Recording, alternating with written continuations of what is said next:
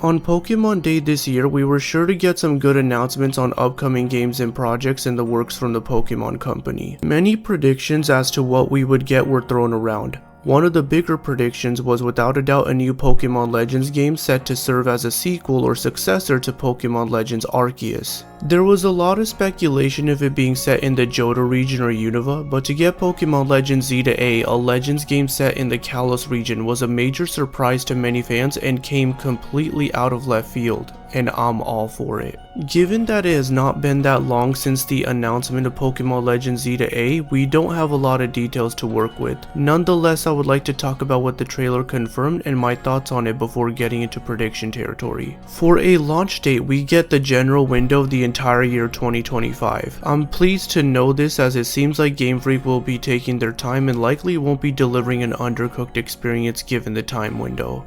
For the Pokemon specifically, we can see several of them in the trailer, and they are all Pokemon that have been in Pokemon X and Y. Nothing here stands out too much, but what does is a return of the Mega Evolution mechanic.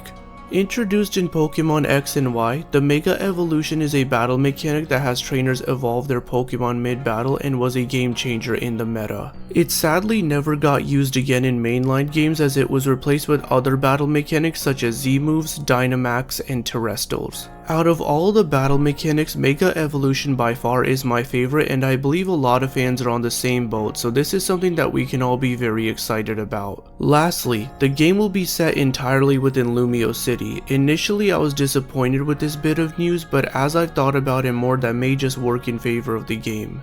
We got a lot of answers with this announcement trailer, but I have so many more questions about what Pokemon Legends Z to A will really be, and naturally this is where the predictions come in. In the announcement trailer, it is said the game is set in Lumiose City during a time when an urban redevelopment plan is underway to shape the city into a place that belongs to both people and Pokemon. This can mean that we either get Lumiose City that is set before the Lumiose City we get in Pokemon X and Y and will eventually evolve into the Lumiose City we get in those games, or we get that current Lumiose City evolved past it to an even better city.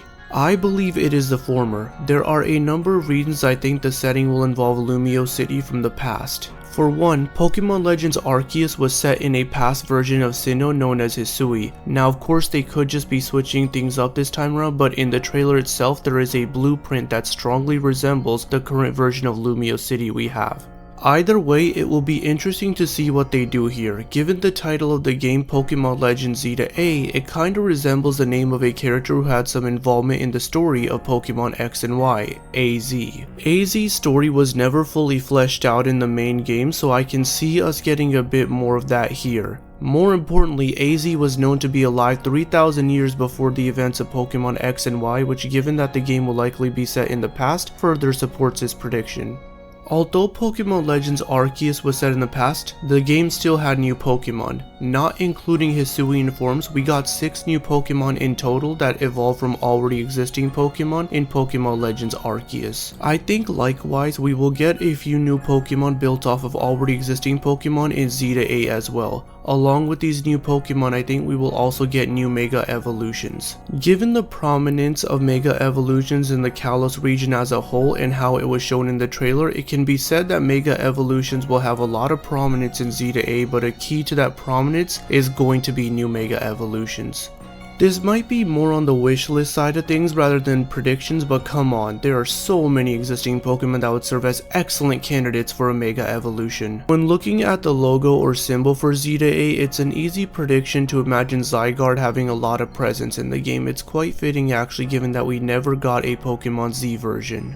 This essentially is our Pokemon Z version. Staying on the topic of potential Pokemon in the game, I want to speculate on what the starters would be. If we look at Pokemon Arceus, they picked 3 starters from 3 different generations that were not Generation 4. I think they will do something similar here. This can help us rule out the Pokemon X and Y starters along with Oshawott, Rowlet, and Cyndaquil since they were using Pokemon Arceus. I think we will for sure get a starter from Generation 4 and Generation 3, and maybe from Generation 1. It makes the most sense seeing how these 3 generations had no presence in Arceus as far as initial starters go.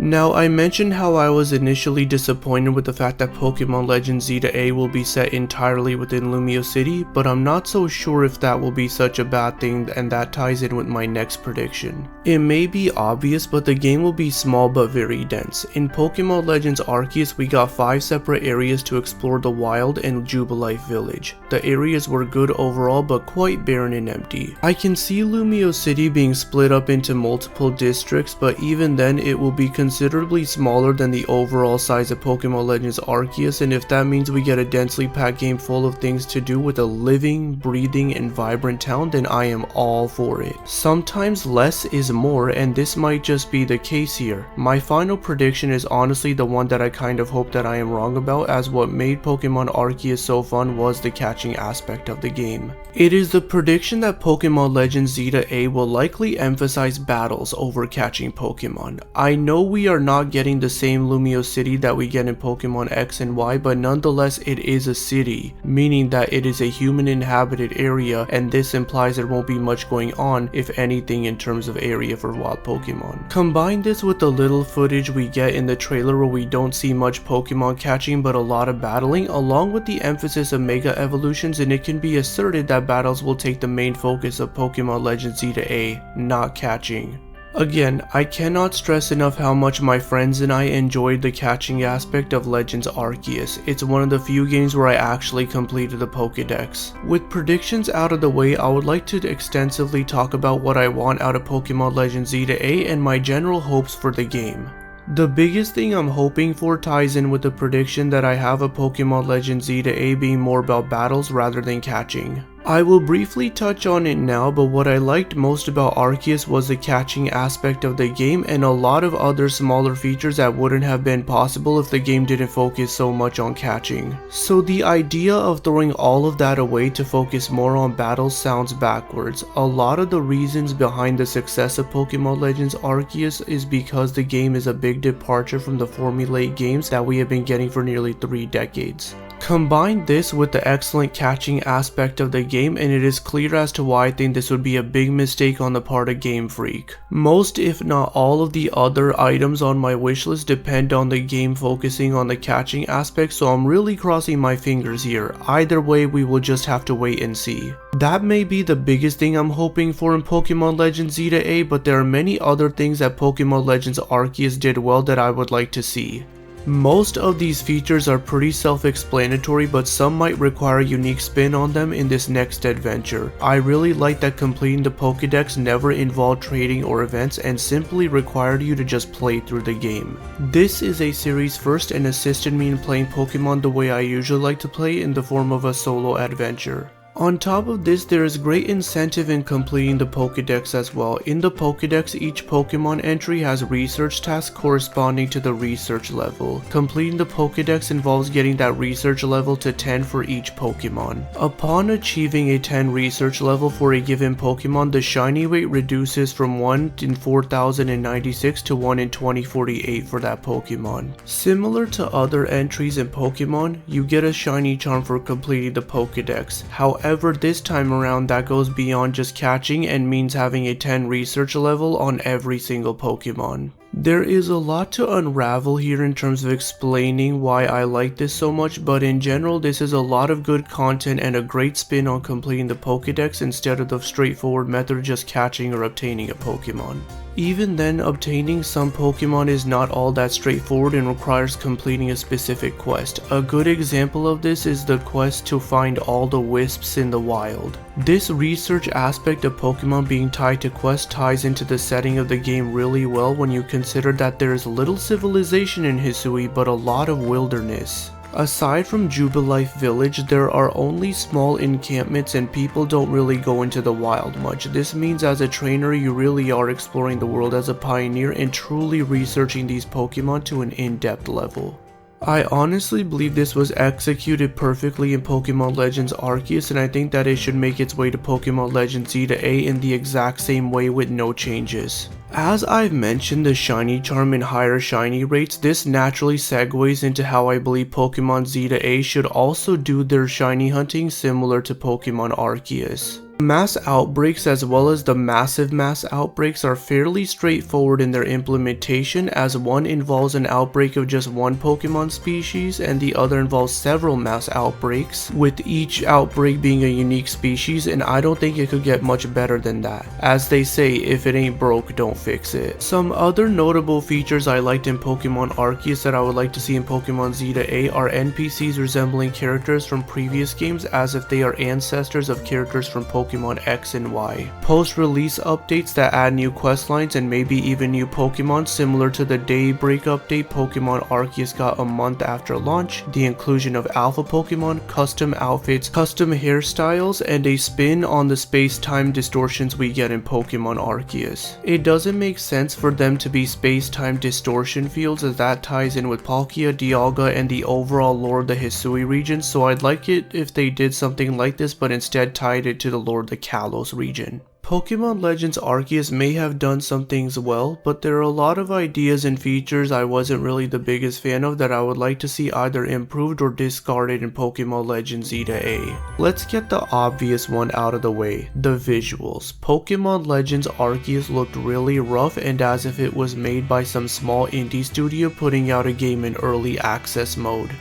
Given how big of a franchise Pokemon is, this is unacceptable, and so I demand we get better graphics this time around with a smooth, polished experience. In fact, we may have a Switch 2 by the time this game comes out, so there is no excuse for this. One feature I think we can go without was the introduction of agile and strong style moves. These move styles didn't really change the battle mechanics enough to make things interesting and felt more like a gimmick rather than a full-on mechanic. Thankfully, we know that Mega Evolutions will be part of the game, so there won't really be any need for something like agile and strong style moves anyways. It seems we will be getting more of this, but trainer battles within the main story would be a welcome addition. What is a bit up in the air, however, is more variance in the wild in the sense of how Pokemon will appear. Specifically in Legends Arceus, they kind of just stood and walked around. I would like for wild Pokemon to kind of act how they do in the Pokemon Snap games, where they are just doing their own thing and acting natural. Lastly, I would like for the game to step up density and overall quality of whatever areas we get. This means several meaningful landmarks and things to see, do, and discover naturally in the open areas. Pokemon Arceus was really lacking in this, as what players did in each area was either interact with wild Pokemon, collect crafting materials, or do quests. Aside from keeping some concepts for Pokemon Legend Arceus and just putting them over to Pokemon Legend Zeta A, along with improving and even getting rid of some of these concepts, there are a few ideas I have that I think would be some welcome additions to this new installment. Many fans would agree that voice acting should be added in, given that fans have practically been begging for this ever since Pokemon made its way on the Nintendo Switch with Sword and Shield. I can't imagine this being too difficult either, and in all honesty, there is no excuse. Other than this, a unique idea I had involves how we got alpha Pokemon in Legends Arceus. In Legends Arceus, they were generally the same Pokemon in the exact same spot every time. I would like it if they were more randomized this time around, that way there is more variety to them in terms of what species of alpha Pokemon we get and their location. It's a small idea, but I think it can go a long way into making the wild areas be that much more authentic. I really look forward to Pokemon Legends Zeta A, as it has a lot of potential for being the next big step for the Pokemon series. It has some big shoes to fill, as Pokemon Legends Arceus is arguably the only good mainline Pokemon game that has come out in the last decade since Pokemon Omega Ruby and Alpha Sapphire. As stated before, it was such a big departure from the formulaic games that we have gotten over time, and it is an attempt of Game Freak actually trying something new and thinking outside of the box for once. I know Pokemon Legends Zeta A can be an excellent game. Game Freak just has to take their time with this one and most importantly listen to the fans. Here's to hoping we get an excellent game. Thank you so much for watching, and don't forget to like and subscribe.